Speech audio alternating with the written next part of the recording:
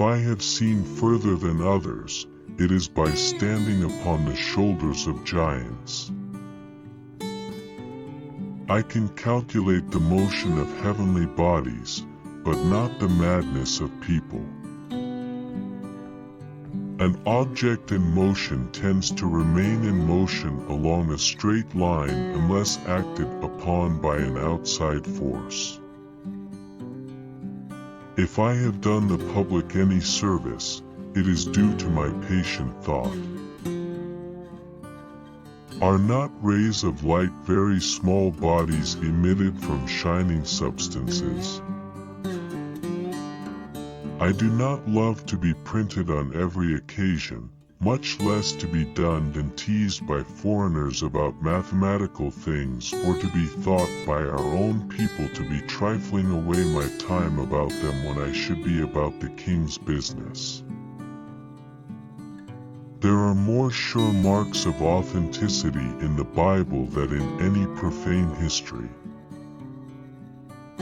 We account for the scriptures of God to be the most sublime philosophy. If the experiments which I urge be defective, it cannot be difficult to show the defects, but if valid, then, by proving the theory, they must render all objections invalid. Hypotheses should be subservient only in explaining the properties of things, but not assumed in determining them, unless so far as they may furnish experiments. The description of right lines and circles, upon which geometry is founded, belongs to mechanics. Geometry does not teach us to draw these lines, but requires them to be drawn. Gravity must be caused by an agent acting constantly according to certain laws, but whether this agent be material or immaterial, I have left to the consideration of my readers.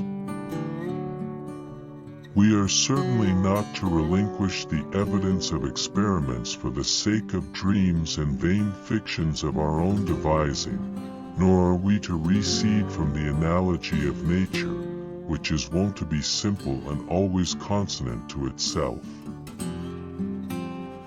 I do not know what I may appear to the world, but to myself I seem to have been only like a boy playing on the seashore, and diverting myself in now and then finding a smoother pebble or a prettier shell than ordinary, whilst the great ocean of truth lay all undiscovered before me. This most beautiful system of the sun, planets, and comets could only proceed from the counsel and dominion of an intelligent and powerful being.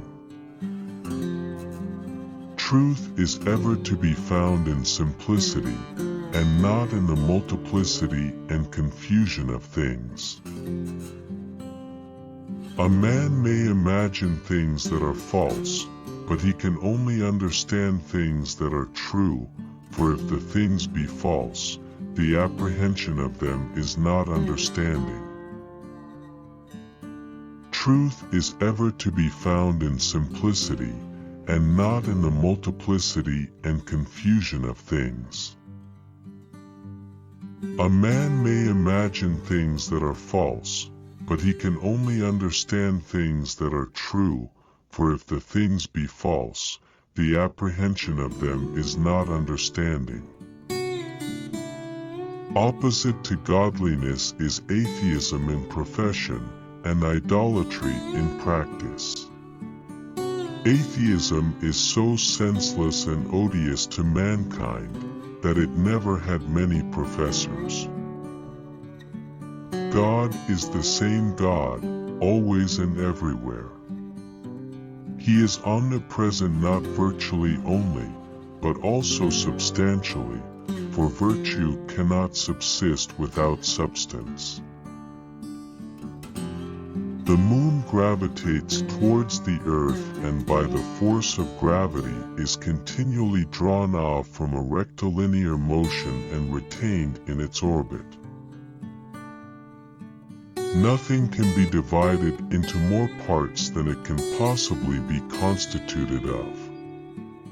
But matter, i.e. finite, cannot be constituted of infinite parts.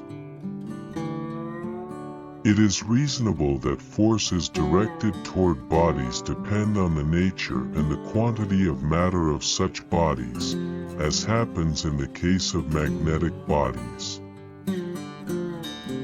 The motions which the planets now have could not spring from any natural cause alone, but were impressed by an intelligent agent.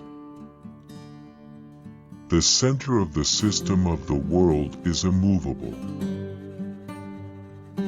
It may be that there is no such thing as an equable motion, whereby time may be accurately measured. All motions may be accelerated or retarded, but the true, or equable, progress of absolute time is liable to no change.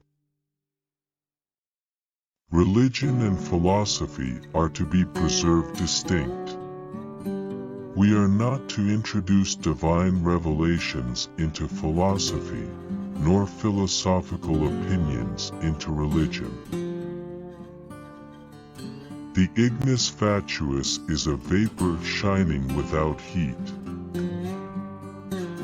Infinites, when considered absolutely without any restriction or limitation, are neither equal nor unequal, nor have any certain proportion one to another, and therefore, the principle that all infinites are equal is a precarious one. In the beginning of the year 1665, I found the method of approximating series and the rule for reducing any dignity of any binomial into such a series. If anyone offers conjectures about the truth of things from the mere possibility of hypotheses, I do not see by what stipulation anything certain can be determined in any science, since one or another set of hypotheses may always be devised which will appear to supply new difficulties. The motions of the comets are exceedingly regular, and they observe the same laws as the motions of the planets, but they differ from the motions of vortices in every particular and are often contrary to them.